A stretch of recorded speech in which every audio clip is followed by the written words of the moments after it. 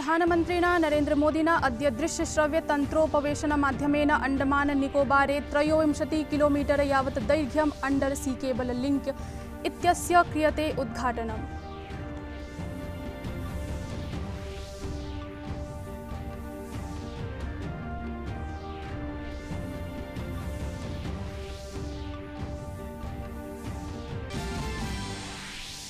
प्रधानमन्त्री नरेन्द्र मोदी देशे जलौघस्थितिं च सम्मुखीकर्तुं षड्राज्यानां मुख्यमन्त्रिभिः सार्धं समीक्षा मन्त्रणा समाचरिता।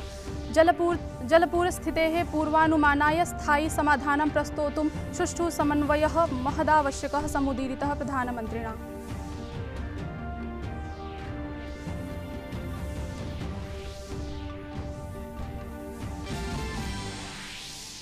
रक्षामन्त्री राजनाथ सिंह अद्य आत्मनिर्भर भारत सप्ताहं प्रारभत। तेन स्पष्टीकृतं वर्तते यत् वयं नव्यभारतस्य स्थापनां करिष्यामः। तेन कथितं यत् अस्माकम् आवश्यकता इतोपि जीवन्ती कर्तुम् अपेक्षणीयम्।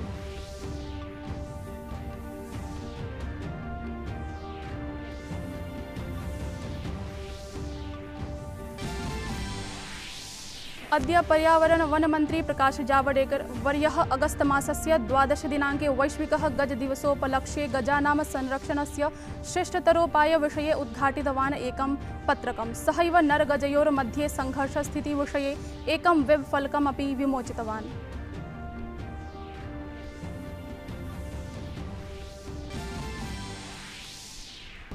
भारते कोविड-19 इत्यस्य स्वस्थाङ्गतानां संख्या विवर्ध्य ऐतिहासिकं शिखरं स्पृशति।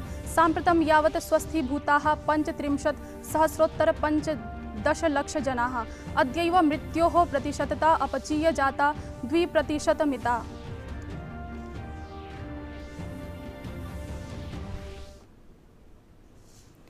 अभिवादये, अहमस्मि हेमलता। अत्र भवतां भवतीनां च स्वागतं डीडी न्यूज़ वार्ता प्रसारणेऽस्मिन्। अथ वार्ताः विस्तरेण। प्रधानमन्त्री नरेन्द्र मोदी अद्य दृश्यश्रव्यतन्त्रोपवेशनमाध्यमेन अण्डमान निकोबारे 23 किलोमीटर यावत् दैर्घ्यम् अंडर सी केबल लिंक इत्यस्य उद्घाटनं कृतवान्। परन्तु ततः पूर्वम् एकं चलच्चित्रं प्रदर्शितं यस्मिन् अस्य पूर्णस्य कार्ययोजनायाः विषये सूचनाः आसन्। अस्याः परियोजनायाः आधारशिला प्रधानमन्त्री मोदी 1820 दिसंबर मासी पोर्ट ब्लेयर इत्यत्र अस्थापयत्। प्रधानमन्त्री नेताजी सुभाष चंद्र बोसं प्रणमन् प्रशंसितवान् यत् कोरोना संकटकालेपि समुद्रान्तः समयात् पूर्वं तकनीक रज्जुः प्रसारितः। अनेन माध्यमेन अधिकतमस्य 400 Gbps इत्यस्य अन्तर्जालस्य गतिः लप्स्यते। ये वाडवीयं तन्त्रं पोर्ट ब्लेयर स्वराज द्वीपेन अपि परियोक्ष्यति। समंदर के भीतर करीब 2300 किलोमीटर तक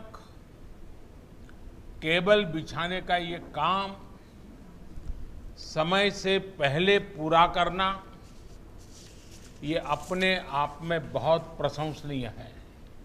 मुझे खुशी है कि सारी रुकावटों को किनारे करके इस काम को पूरा किया गया। यहां तक कि कोरोना जैसी आपदा, जिसके कारण एक प्रकार से बहुत सी चीजें प्रभावित हुई, बहुत सी चीजें ठप कर हो गई, वो भी इस काम को पूरा होने से रोक नहीं पाई। उत्तम अंतर्जाल संबंध सेवायै इयं प्राथमिकता सर्वप्रथमत्वेन परिगण्यते। प्रधानमन्त्री अवोचत् यत् अण्डमान निकोबारम् अन्यैः देशैः विश्वेन च सह अयं परियोक्ता संयुक्ता ऑप्टिकल फाइबर प्रोजेक्ट इत्येनां परिकार्यक्रमः ईज ऑफ लिविंग इत्यमुं प्रति अस्मत् सर्वकारस्य प्रतिबद्धतां प्रदर्शयति। अंडमान निकोबार को बाकी देश और दुनिया से जोड़ने वाला ये optical fibre project ease of living के प्रति हमारी प्रतिबद्धता का प्रतीक है। अब अंडमान निकोबार के लोगों को भी मोबाइल कनेक्टिविटी और तेज इंटरनेट की वही सस्ती और अच्छी सुविधाएं मिल पाएगी जिसके लिए आज पूरी दुनिया में भारत अग्रणी है। प्रधानमंत्री अकथयत् यत् भारतः आत्मनिर्भराभियानाय सततं गच्छति, तदर्थम् अग्रे सरति। सहैव एतदपि कथितवान् यत् देशः एकस्याः नद्याः जलमार्गाणां जालकरणाय करोति समस्तान् यत्नान्, येन एको बृहत् भूभागः भजमानो भविष्यति। आज जब भारत आत्मनिर्भरता के संकल्प के साथ आगे बढ़ रहा है, ग्लोबल मैन्युफैक्चरिंग हब के रूप में, ग्लोबल सप्लाई और वैल्यू चेन के एक अहम प्लेयर के रूप में खुद को स्थापित करने में जुटा है, तब हमारे वाटरवेज और हमारे पोर्ट्स के नेटवर्क को सशक्त करना बहुत जरूरी है। आज हम नदी जलमार्गों का एक बड़ा नेटवर्क तैयार कर रहे हैं, जो समुद्र के बड़े पोर्ट्स को देश के लैंडलॉक राज्यों से कनेक्ट कर रहा है। प्रधानमंत्री कथितवान् यत् एक्ट ईस्ट पॉलिसी इत्यन्तर्गतं पूर्वैः एशियास्थदेशैः समुद्रेण च युक्तैः देशैः सह भारतस्य सम्बन्धान् दृढयति अंडमान निकोबारस्य भूमिका। स अवादीत् यत् अंडमान निकोबाराय या सुविधा अलभत तया पर्यटका अपि लाभान्विता भविष्यन्ति, अभिनव कार्येभ्यश्च अवसराः सर्जनां प्राप्स्यन्ति।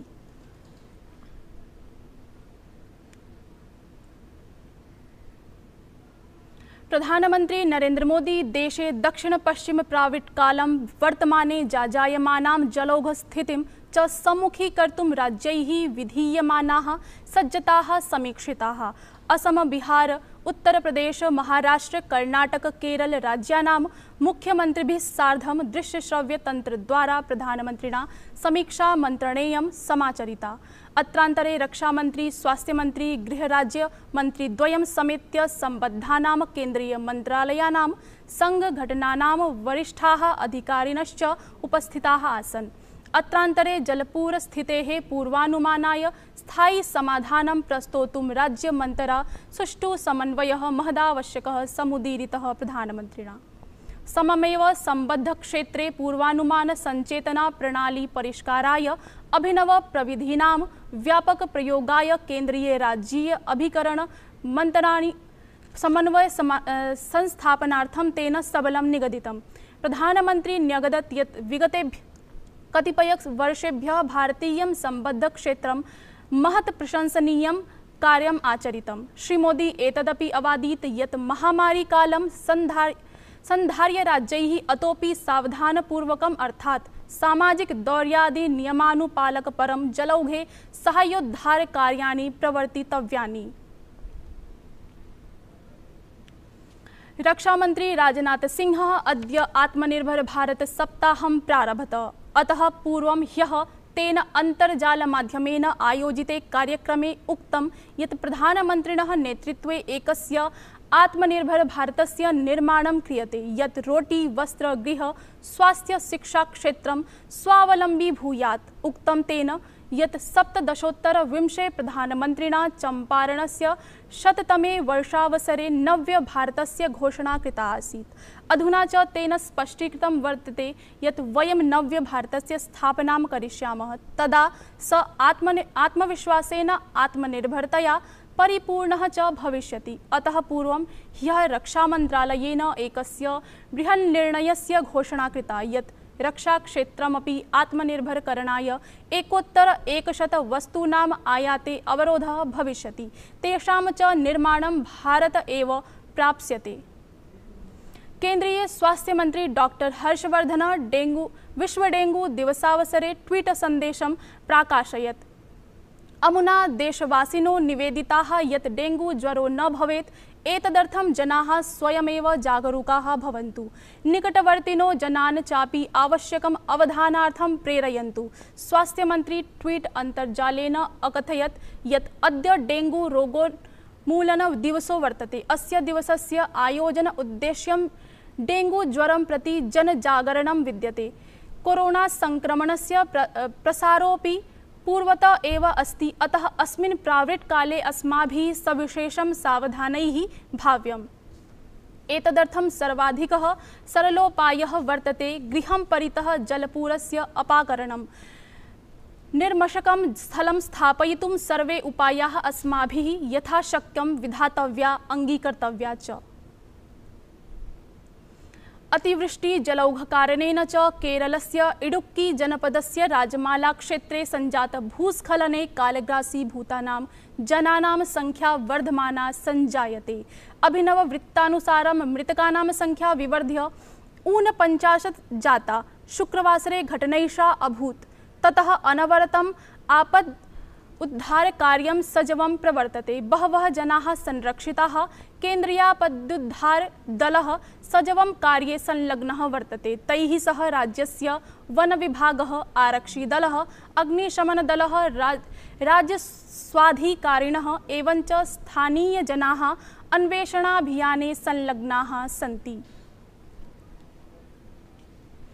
अगस्त मासस्य 12 दिनाङ्के वैश्विकः गजदिवसोऽस्ति। ततः पूर्वम् अद्य पर्यावरण वनमन्त्री प्रकाश जावडेकर वर्यः गजानां संरक्षणस्य श्रेष्ठतरोपायविषये एकं पत्रकम् उद्घाटितवान्। सहैव नरगजयोर्मध्ये संघर्षस्थितिविषये एकं वेबफलकम् अपि विमोचितवान्। पर्यावरणमन्त्रिणा अस्मिन्नवसरे कथितं यत् मानवकुञ्जरयोः संघर्षं विरमयितुं प्रयासाः प्रवर्तन्ते। संवेदकयन्त्रेण कुञ्जराणां गतिविधयः परिज्ञायन्ते। विश्वगजदिवसस्य योजनाम् एतेषां प्राणिनां विषये अभिज्ञतावर्धनाय प्रतिवर्षं परिपाल्यते। एशिया अफ्रीकयोः महाद्वीपयोः गजानां संख्या ह्रासप्रकरणे अवधानार्थं 12,200 वर्षात् प्रारभ्य दिवसोऽयम् अगस्त मासे आमानयते। नवदिल्ल्यामद्य उपराष्ट्रपतिना वेंकैया नायडू वर्येण राज्यसभायाः निवासपरिसरस्य शिलान्यासः कृतः। दृश्यश्रव्योपवेशनमाध्यमेन अस्मिन् कार्यक्रमे तेन देशे सर्वेभ्यः आवाससुविधाम् उपालम्भयितुं सुतरां शंसिताः प्रशासनोपायाः। अस्मिन्नवसरे आवासन-नगरीय कार्यमन्त्री हरदीप सिंह पुरी अपि समुपस्थितः आसीत्। राज्यसभायाः सचिवालयस्य कार्मिकाणाम् आवासीय परिसरस्य विनिर्माणाय बहुकालात् अभ्यर्थना आसीत्। चरणद्वयात्मके अस्मिन् आवासीय परिसरे गृहाः विनिर्मीयन्ते। प्रथमचरणस्य शुभारम्भः शिलान्यासपूर्वकं जातम्।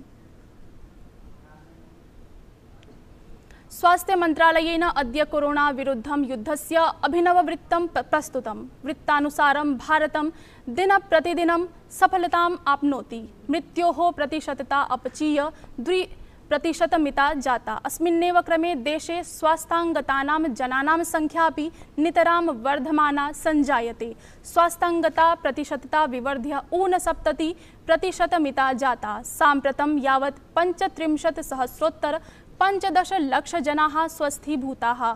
संख्यैषा संक्रमितानाम् अपेक्षया द्विगुणितो अपि अधिका वर्तते। वार्ता संस्करणमेतत् सम्पद्यते। अधुना अभिनववार्ताभिः सह पुनः उपस्थास्यामः। भूयात् तावत् मङ्गलम्।